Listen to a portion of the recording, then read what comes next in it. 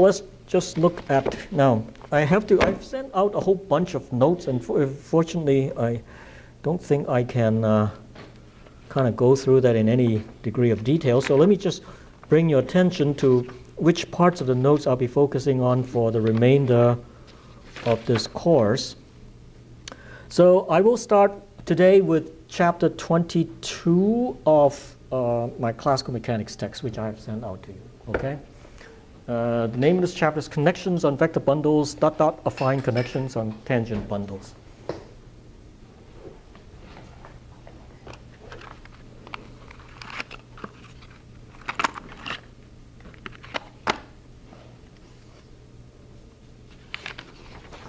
So this is chapter 22 from CM book, that means classical mechanics book. And the title is Connections on Vector Bundles.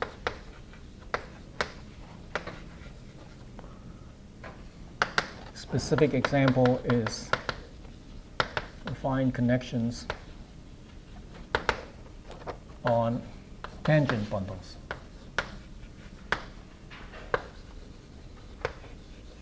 Actually, we'll be just focusing on the kind of like the first part of this title, Connections on Vector Bundles. Affine connections on tangent bundles, of course, is a very special example of this general class of connections on vector bundles because the tangent bundle is a vector bundle. But that latter part, when we are dealing with affine connections on tangent bundles with respect to a specific choice of a metric on a Riemannian space, we'll be dealing with that in a later chapter. The chapter, again, as I mentioned, on the Riemann curvature tensor. Okay, so we'll split up this general topic in two parts: general discussion of connections on vector bundles that begins with this chapter in here. The next chapter, the last one that we are able to do, is chapter 27, also on a CM book, which I gave to you also. And that deals specifically with the Riemann curvature tensor.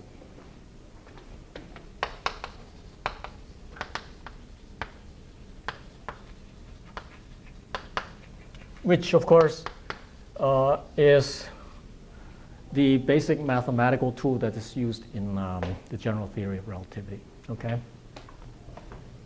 Now, I have also given you chapter 41 of my quantum mechanics text. That is sort of like a very non-rigorous kind of discussion on many of these things. So you may have occasion to refer to that also. So on the side in here, chapter 41 of QM book. The title of the book is, the title of this chapter is one of the main messages that I want to communicate in this course, and that is the connection is the gauge field and the curvature is the force. That's the title of that chapter. And that chapter kind of talks about these things in a sort of a more non-rigorous kind of a way, okay? Now, as for practicing exercises, I think it would be best to use the exercises coming from chapter 41 of the quantum mechanics text, which I also have sent out to you. I don't know if you have received it already. So that's about it. So if we manage to do all that for the remainder of this quarter, I think it would be okay. All right. So let's see how far we can go. Okay. So let's start with a general discussion on vector bundles. What is a vector bundle? That's the first question. So let's come up with, I think, a mathematical definition, a really honest-to-goodness mathematical definition of this. That's the only time when I'll try to be even just a little bit remotely rigorous, okay? But I think there is some merit to do that at this point. So what we mean by a vector bundle is in abstract the following situation. And I think it's best to start off with some kind of a diagram. So let's consider two manifolds, two differentiable manifolds, one of which we call E and the other one we call M. manifolds of different dimensions, doesn't really matter, okay? Let's say two general manifolds. And we consider a vector space, V, like that, okay? These three things together with some mappings which are defined between them, mappings which satisfy some important conditions, will then constitute what is known as a vector bundle. Okay? After we have discussed what a vector bundle is, then we'll go on to define what's called a connection on a vector bundle. Okay? That's the objective of today's lecture. So let's say E and M are differentiable manifolds.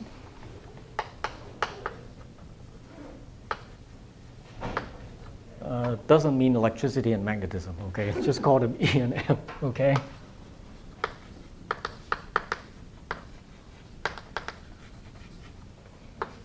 Actually, the notion of a differentiable manifold requires a rigorous definition also, but I'm going to skip that, okay? Let's just use our crude, intuitive, geometrical understanding of what a differentiable understanding is, okay? And there's a mapping pi from E to M called a projection mapping.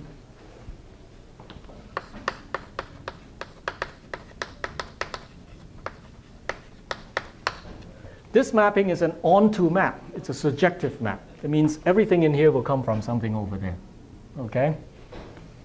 This mapping is supposed to be a surjective map.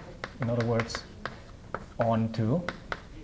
That means mapping fully. Okay? The domain of the mapping in here is this entire, I'm sorry, the range of this mapping maps from pi is from E to M, and the range is the entire thing, okay? So, and now, this is the tricky part. Oh, and there's a vector space V. V is a vector space. It can either be a real vector space or a complex vector space. It's defined in exactly the same way. Okay? And there's supposed to be a cover of the manifold M. A cover means a set whose union covers the entire thing. Okay? So let's say the cover of M consists of some sets, some subsets that I'm just going to call U, let me see how I call it, U, W, Z, and so on and so forth, plus many others, okay? So if you wanted to draw a different picture, let's say this is M in here, and I may have some covering like that, a bunch of these sets whose union is the entire thing, okay? Covers the whole thing. So this is a cover of M. Yeah? Does it have to be a finite open cover? Finite, open.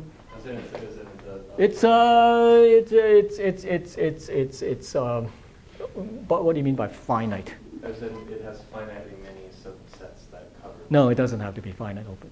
It doesn't have to be finite in that sense. It can be infinitely many, okay? Yeah, in fact, you can draw as many as you want, okay? Okay. Now, together with this cover, there's supposed to be a corresponding set of maps. Corresponding to U, I have a map phi U. Corresponding to W, I have a map phi W. And corresponding to Z, I have a map phi Z, and so on and so forth. Now, these are called local trivializations of the bundle, and I'm going to explain to you what that term means. But let me just define this set of maps first, okay? So take a typical one. Phi U is supposed to be a map from the product of U cross V. U is one such piece of the cover, let's say, okay? And V is there somewhere else sitting this vector space. Those two need not have any relationships with each other. Yeah. Can I map the edge of the door to the wall? Can you what? Can I map the edge of the door to the wall? Can you map the wall to the door? I just can't. I can't close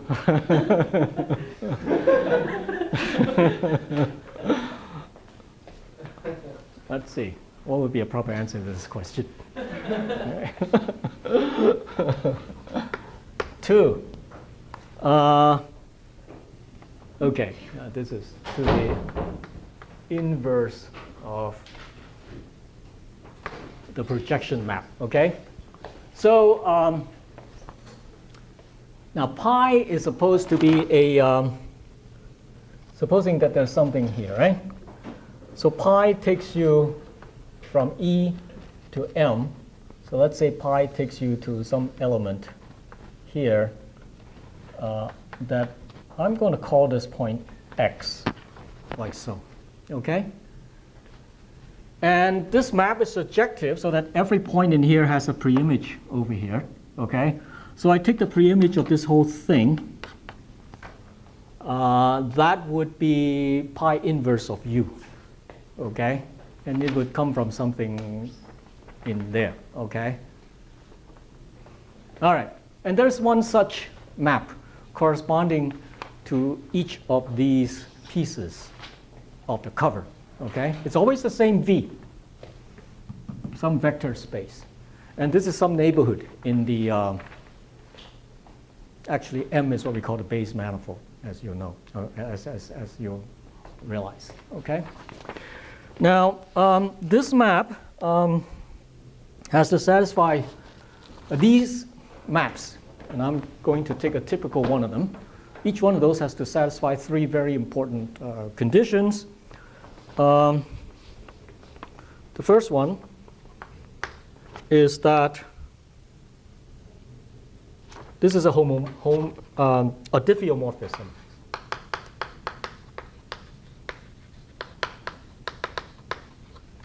That means it's differentiable both ways, okay?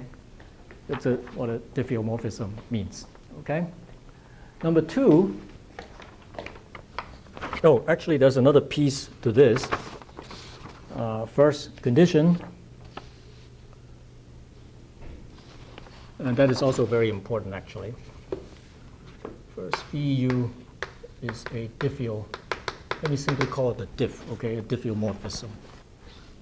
Yeah, actually, maybe first time. So that so this maps from a simple Cartesian product of U cross V. That means just, you know, whose elements consist of a pair. The first one coming from someplace here, and the second one is apparently some vector over there. Okay, and it maps to something in here. Okay. To the inverse of this U in here will be, you know, the inverse of all that will be someplace over here.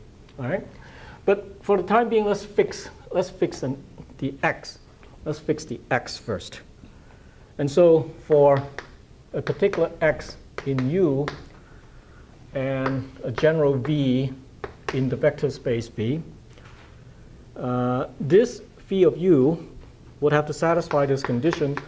The projection map composed with phi U acting on X V would have to be equal to X. Okay, now let me see what happens in here. So you take a particular X in here, and you pair it with a certain V in here. Okay, and this map takes you to where?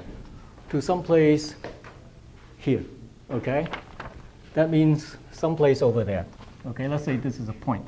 The condition is that if then you project back using the same pi, you would end up with X also. Okay, what this means is this, that for a particular X in here, the inverse map pi minus would be, let me draw it like so, would be some points in E like that. Okay. And let me call one particular point P. And actually, the situation is that for a particular X, the inverse of pi consists in general not of just one point in general, but a whole bunch of points in here, okay? All of which forms what we call the fiber at the point x. That's why I draw it like a thread, fiber, okay? Actually, this fiber will be shown to have the structure of the vector space also, okay? So in this case, the fiber is a vector space. That's why we call this a vector bundle, okay? Now that's condition number one. Condition number two is this.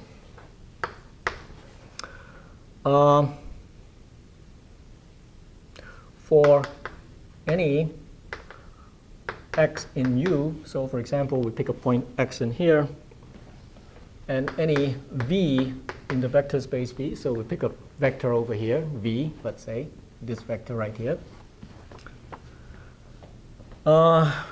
Let's define this map. Phi, let me call it like this. At first we have just a phi u, but let's say we fix the x, okay? So we call this new map phi u x. It acts on v. It's a map that goes from v now because you have fixed x in here, okay? So it maps from v to pi inverse of what? You have fixed the x in here. So it maps like this, okay, for a particular x, okay? And this is defined like this, simply defined. Phi u at x acting on v is defined to be phi u x v. I mean, we have introduced this. This seems a little crazy. I mean, it seems a little bit redundant, but mathematicians have to do it like this, okay? So you first define this guy in here, and then you define this map that's coming out of this for a particular x, okay? And then you get back this thing in here.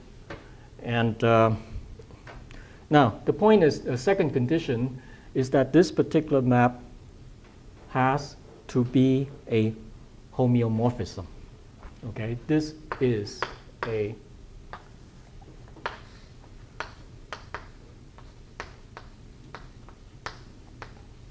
homeomorphism is a topology term, which means identical in structure in the topological sense, okay? So it means that V and the inverse projection map acting on a particular point in the base manifold has to have the same topological structure. So if this is a vector space, then this is a vector space also, okay? So in other words, the fiber corresponding to a particular x has the structure of a vector space. This is what I said a few sentences before. That's why this is called a vector bundle. Vector bundle simply means a setup like this where each fiber has the mathematical structure of a vector space. All right? Finally, there's another condition which is homeomorphism more technically means bijective and bicontinuous. Continuous both ways, okay? Bijective means 1, 1, and on 2, okay?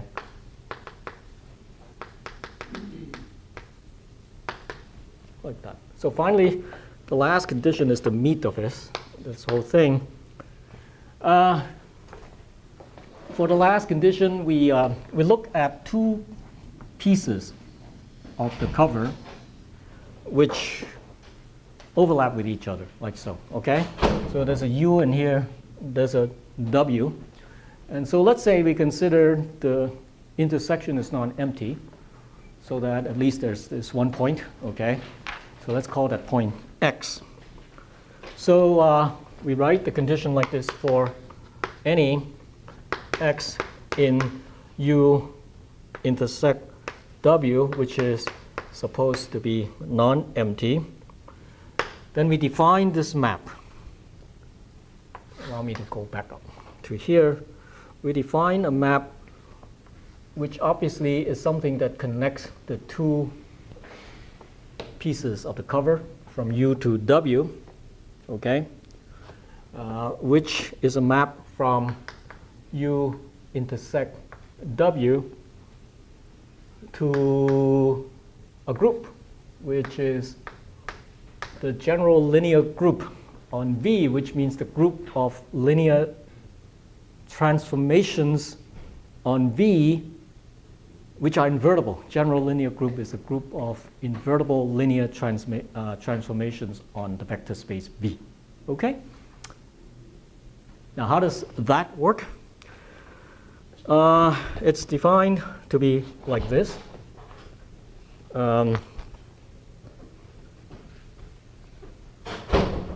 Defined by G U W.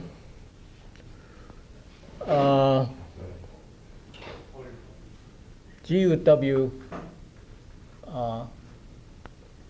You see, the domain is supposed to be this intersection in here, so I'm supposed to see, so X is inside the domain, inside this intersection in here, let's say, okay?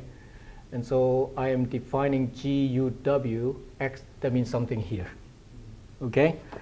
What is that particular general linear transformation? It is defined to be this. Let me write it down first, and then I'll try to explain. Phi inverse W X composed with phi U X, which is supposed to be something inside the group of linear transformations of V. Okay? How does that work? Such that this thing is smooth. This thing is required to be smooth. Differentiable.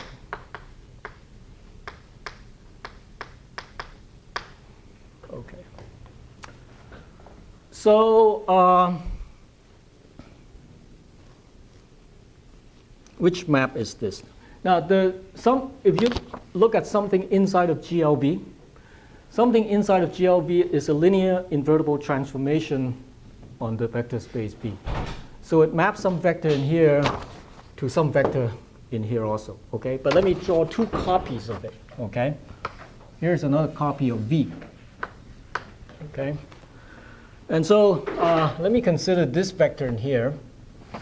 That, whatever linear transformation is supposed to go from here to someplace here. So let's say it takes it to the vector V prime in the same vector space, okay? That map, which is supposed to be a invertible linear transformation, takes you from some vector V to vector V prime. And what is that? That is what is on the right-hand side of this second equation in here, okay? So let's see what phi U X does for you. How do we find phi U X? Phi U X is something which takes you from V to the inverse of the projection map. So it takes you from here to here, right? The inverse of the projection map, okay? And so let's say this one is phi, this map, okay, is phi U at a particular point X, and then this vector V in here. You see that? But to be composed with that, you take the inverse of this. Now, what is phi WX? Phi WX is something which takes you from something from V to here, okay? But it's the same X in here, so let's say this one takes you from here to here. So this is phi W X V prime, like so. Okay? And so then if you take the composition, go phi U X first, which means you come here, but then you have to get back here, which is the inverse of phi sub W. Okay? So in other words, this thing in here takes you from some point which sits in the intersection of two pieces of the cover to a group element. That group element maps you from this vector to that vector. That group element is an element in the group of general linear transformations of the vector space V. Okay?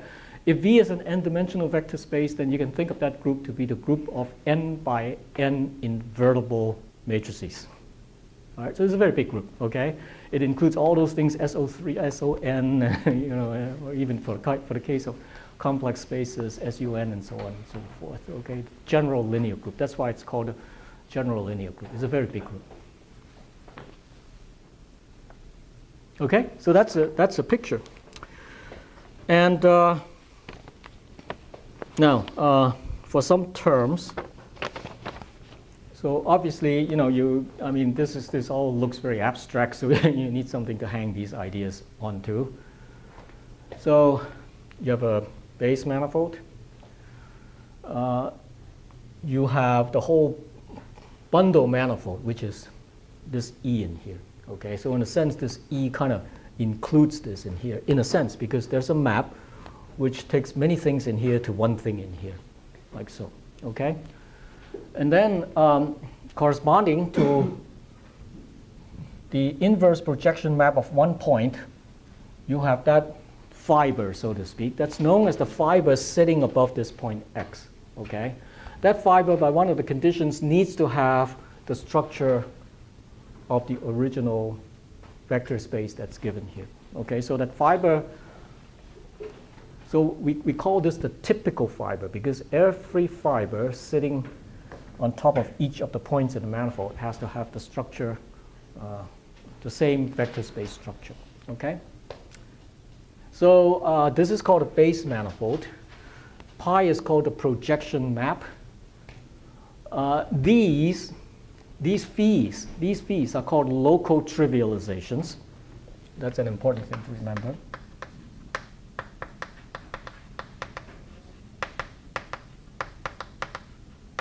Why is it called a local trivialization? First of all, it's local because it maps only a local region inside of the base manifold. It's a trivialization because it makes the fiber into a simple product of two things, okay? It makes a fiber into a product of a region of the base manifold and some vector space V. Now again, this V need not have anything to do with this thing. It can be any V that you can think of, any vector space that you can think of, okay? So that's why this is called local trivialization. Trivialization means that locally that piece can be written as a product, but globally it may not be expressed as a product. If globally it can be expressed as a product, then the fiber bundle is said to be a trivial bundle. It is in the non-trivialities of the fiber bundles that are of most interest in physics applications, because there are many, many different examples in physics where the fibers are non-trivial. A fiber bundle is non-trivial, and then you can classify the non-trivialities and so on and so forth. That's basically most of the theory behind fiber bundles is to classify. So you give a group and you give a base manifold, and then you can figure out how many ways these things can be pieced together into a fiber bundle. Many, many, many different ways. And how do you specify those non-trivialities? You specify those non-trivialities by what we call transition functions. Transition in the sense that it makes a transition from some piece of the cover to another piece of the cover which have non-zero overlaps. Okay? So, for example, here's a point which sits in this non-zero intersection in here. The transition function is a function whose domain is this region, right? Okay? X has to sit inside the domain. And so corresponding to each point in here, you see, corresponding to each point in here, what do I have? I have a particular group element. Okay? That means at each point, I've got a different transformation that takes me from vector space to the same vector space. Okay? And that mapping has to be smooth in a sense so that the linear vector space structure has to be preserved by this so-called transition function in here. So what it means is that you can kind of very roughly picture that you have a bunch of vector spaces, one sitting on each point. And those vector spaces are glued together in some way. Okay? So you have a vector space here sitting on This is above one point x, and you have the same vector space here sitting above another point y. And these are glued together by the transition functions because let's say x and y are within the same intersection. Okay, so there's a particular transformation which takes you from this to this, different copies of the same vector space. Okay, so for example, this vector here may get glued onto this vector here. This vector here may get glued onto this vector. This vector here may get glued on. They have to be glued together in such a way so as to preserve the vector space structure. Okay, glued together. See what we're talking about? Okay. Transition functions. Transition in the sense that it transitions from some u to some w. Okay, and if the overlap is non-zero, that's where the transition functions are defined. And of course, given any two overlapping pieces of the cover, then you have a particular transition function. So it is in fact those transition functions which determine the structure of the or the non-trivialities of the vector bundle, if you will. So you want to characterize completely how the fibers are glued together. You better give all the transition functions. Okay? So that's the setup. Pretty abstract, right? So we need to, of course, hang this onto something more specific. And that's really all the examples that we have been talking about in physics applications. For example, in the mechanics course, in chapter 1, we talk about tangent bundles. Okay? Tangent bundles are where the vector space associated with each point is in fact a tangent space at that point. Okay? And that's about it. That's called a tangent bundle. All those transition functions are still defined in this particular way. Okay? And of course, that's the most natural example. But then you take a big leap of abstraction and just come in with this kind of setup in here, where this V in here need not have any relationship with this base manifold in here. Just any arbitrary vector space. This manifold can be a manifold of one dimension, and of course, this vector space V being a general vector space can have any dimension whatsoever, although most of the time you're talking about finite dimensional things. Finite dimensional base manifolds and finite dimensional vector spaces. Tangent bundle is when it's a real bundle because the vector spaces here are real, okay? And of course in quantum mechanics we saw that these vector spaces may be complex. Okay? So that's the kind of setup. Now, I have to admit that this is kind of hard to stomach on an abstract basis, so we have to work through some examples, but unfortunately we don't have time to do all those, and I'll just rely on what we have been talking about in physics applications. Okay, you go back to look at those, each and every single one of those physics applications that we have been talking about, and then hopefully you can make some sense of this definition in here. So, by the way, so now the notion of non-trivialities is very important. As I said, if so a vector bundle is only locally trivial in the sense that locally you can write some piece in here as a product of U and V, but only locally. Globally, you cannot do that. If globally you can do that, then as I said, the whole vector bundle is said to be a trivial bundle. Okay? You can only make the inverse of projection map of some region, write that as a product only locally. Globally, you cannot do that in general. Okay? That's why those functions are called local trivializations.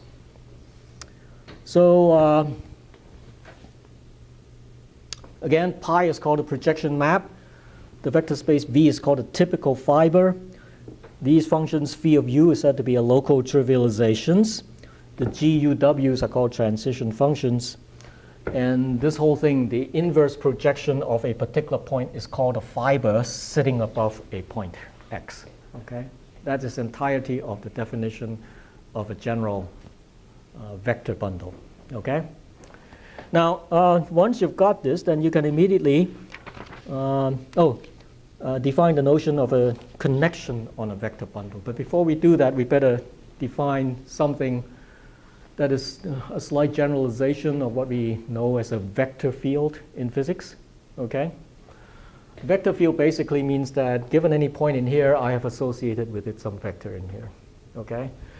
But in mathematics, it's called a section.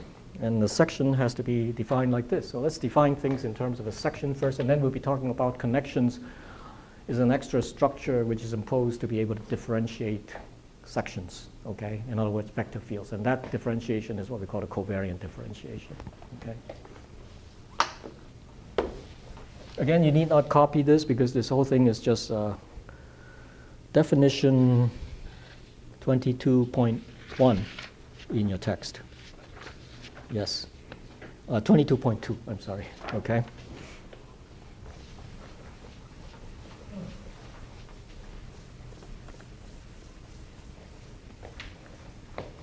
So what is a section? A section is a particular map. Now, by the way, sometimes you just write a bundle by just writing something like this, E projecting onto M. You just use this symbol to stand for a particular vector bundle, okay? Well, you don't need to specify a particular V. There's some particular V that's associated with this bundle. That's understood, okay? So let this be a vector bundle, and then and let's say we have a map S going from M to E. Has to be a smooth map. So it goes from M back to E, but not any general function. It has to be such that after you take something in M back to something in E, and if you project it back using the projection function, you have to end back up at X, okay? Same point X. In other words, the composition of pi composed with S has to be the identity map from M to M. This kind of map is called a section, okay? In other words, a vector field in this case. So you cannot have a map like this, for example. Let's say this is M, this is E. Let's say you have some map S going from X to some P in here, okay? That's the first step, right? S goes from M to E. But when you project it back, it cannot end up at a different point. Okay? If it ends at a different point, then this map is not called a section. See what is happening in here? If you project it back by pi, it has to end up at the same point. So this map in here, pi composed with S, is the identity map. It maps X to X itself, whatever X is. Like that. Okay? So S is just pi inverse, man. Huh? S is defined to be a map that satisfies this condition. You cannot write it in any simpler form. It's some map that satisfies this. Any smooth map that satisfies this condition. Any smooth map that satisfies this condition is called a section. Okay? So what's pi inverse then? There's no pi inverse in here. This is pi composed with S. You first do S first, and then you do pi. Okay? Pi inverse is like you go back, but the problem is that pi inverse is not unique, because you take a particular point in here. Pi inverse is the whole fiber. Okay? In the sense that each and every single point in here gets mapped by the projection to the same point in the base. Yeah? By smooth, you mean like infinitely differentiable? Or Yes, more or less. Yeah, more or less. Okay.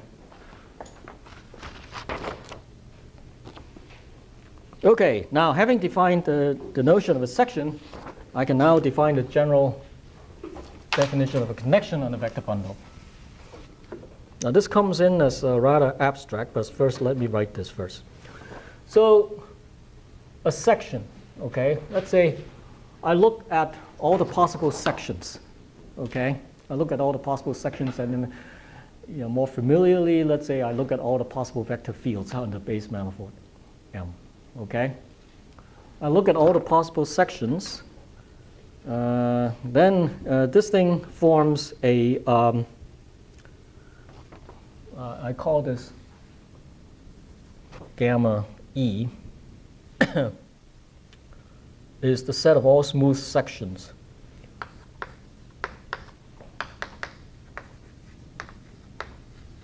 All smooth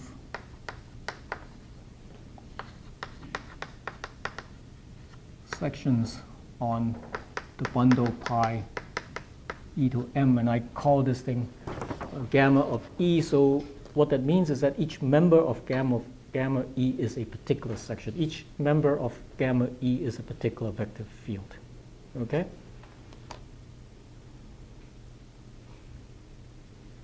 So what is the structure of this gamma e?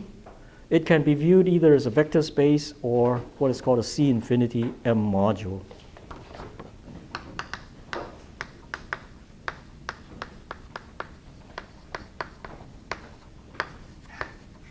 Very intimidating terms, but it isn't really all that hard to think of. Okay. Well, a vector space, you can think of each vector field as a vector in some space, and then you can imagine multiplying those vector fields by some numbers and then add them together. The whole thing would still be a smooth vector field, and so on and so forth. So in that sense, it forms a vector space. Okay. But also, you can think of multiplying some vector field by a smooth function, by a C infinity function or a smooth function. The whole thing would still be a vector field. Okay? So this is what is meant by a C infinity module, in the sense that you can multiply things in that set by smooth functions. I guess you have to look up exactly what a module means in algebra. Forgot. But that's not important, okay? Just remember that you can just multiply these each thing in here by some smooth function. And then add them up together, and the result would still be something inside of this set in here. So as such, it forms a C infinity. C infinity refers to what? Smooth. C infinity means infinitely differentiable. Okay? Okay, so here comes the connection. Connection is a map from the set of all smooth sections on the vector bundle to the set of all sections on a slightly different bundle, a product bundle, one of which is this E, okay? And the other one is the cotangent bundle on M. It looks very complicated, but again, it's not, okay? Cotangent bundle is a bundle, E is a bundle. Both are vector bundles, so you can imagine forming the Cartesian product of both of those as an other vector bundle, okay? And then you can talk about the sections on that bundle, all right? So the connection is a map from gamma E to gamma T star M cross E, which satisfies a couple of very simple conditions, which are quite obvious. It has to satisfy d of S1 plus S2, the linearity condition, is equal to d of S1 plus d of S2. Okay, this is condition number one. And condition number two is for any S in the set of all sections and any alpha, which is a smooth function, set of all smooth functions we call C infinity M. I'm sorry, C infinity M, set of all smooth functions. So alpha is a particular smooth function on M. So for any section and any smooth function on M, D, you see, so if S is a section and alpha is a smooth function, you multiply a smooth function by S, it's another section, okay? That's why this thing is a C infinity module. And then the rule has to tell you how to differentiate this, okay? But these two things are different things, right? This is a section, this is some C infinity function, okay? But the rule has to tell you how to differentiate this covariantly. This big D, by the way, is called a covariant differentiation. Any big D which satisfies these two conditions, the second one, which I'm about to write down, is a connection. ds cross, D alpha cross S, some kind of a product rule. But this D is understood to be an exterior derivative, so it's just one form, okay? Alpha is an infinity function. You exterior differentiate once, you get a one form, okay? So one form is something living on the cotangent space, as we talked about last time. So it has to be, the upshot of this mapping has to be some general thing which sits inside of the vector field in this particular product bundle in here. Because part of which has to be a cotangent vector, which is this in here. Okay? Like so. Okay? Is that okay?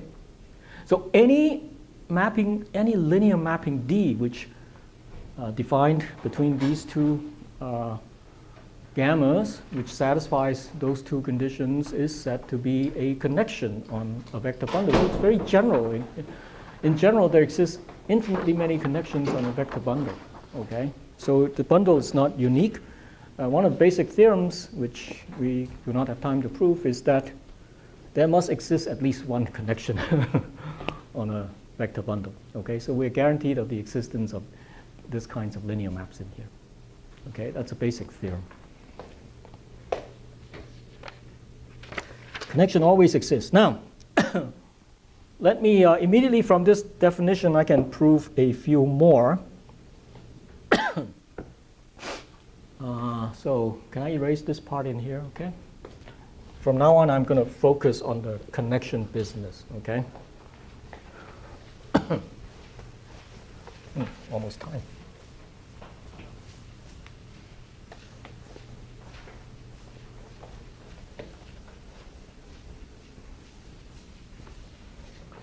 So imagine I've calculated the covariant derivative of some section. Now, so let's say I start off with a vector bundle. And I have what is called a smooth tangent field.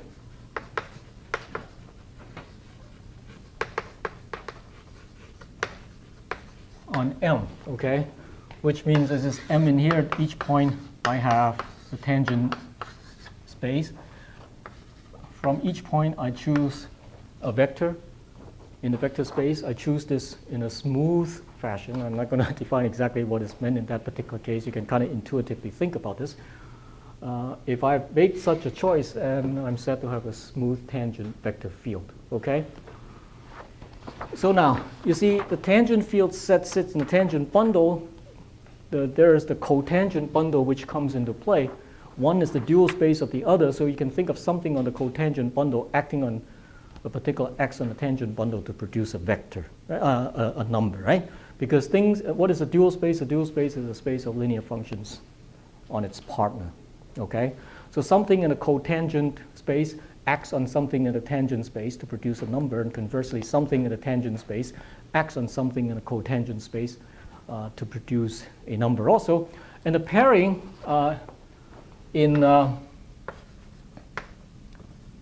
the pairing between something in the tangent space and a basis in the cotangent space is a typical pairing. Is just this. So these are said to be dual bases of each other.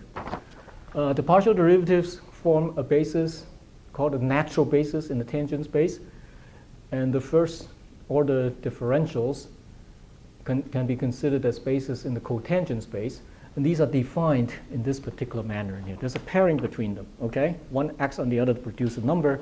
In this case, they produce this Kronecker delta. You choose the basis in this way, okay?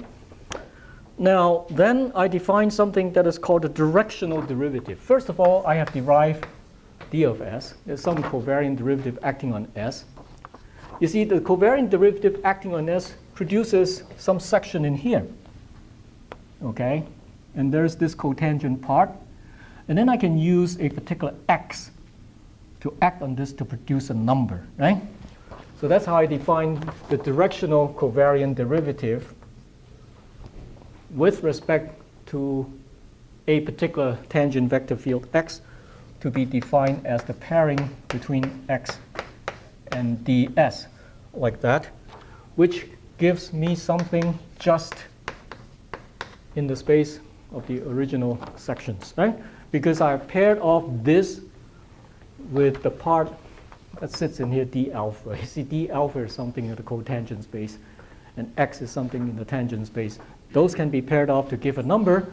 So after I've done the pairing off, this is gone, okay? Leaving you with something that's just gamma of E, that's all. This is called the directional covariant derivative. The way it is originally defined, the covariant derivative is just like that, okay? But now you can define it with reference to a particular direction. That is the tangent vector, okay? So in this case, the dx then becomes a linear operator from gamma E to gamma E, right? The dx is just something, you differentiate a vector field to get another vector field, but then you have to say, you have to differentiate along a certain direction, so to speak, okay? Like so. Okay. Now, once you have defined this directional covariant derivative, so this is called that is sort of like the primal covariant derivative, so to speak. This one is called a directional covariant derivative.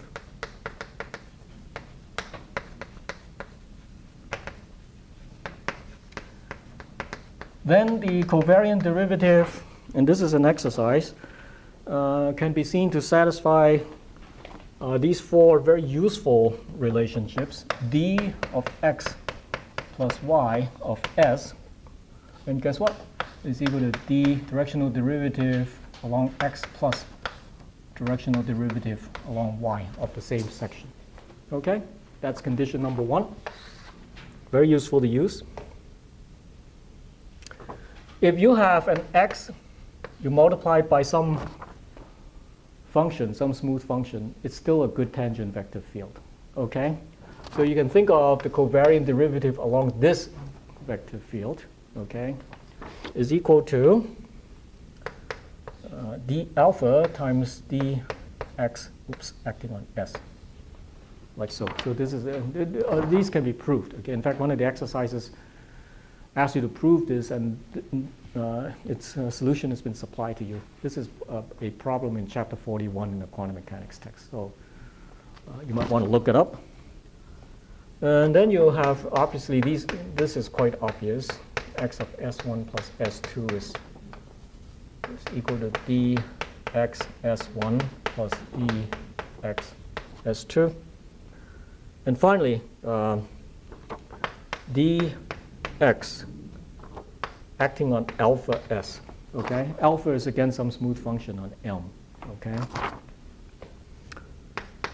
you pair off the x with d alpha to give you some number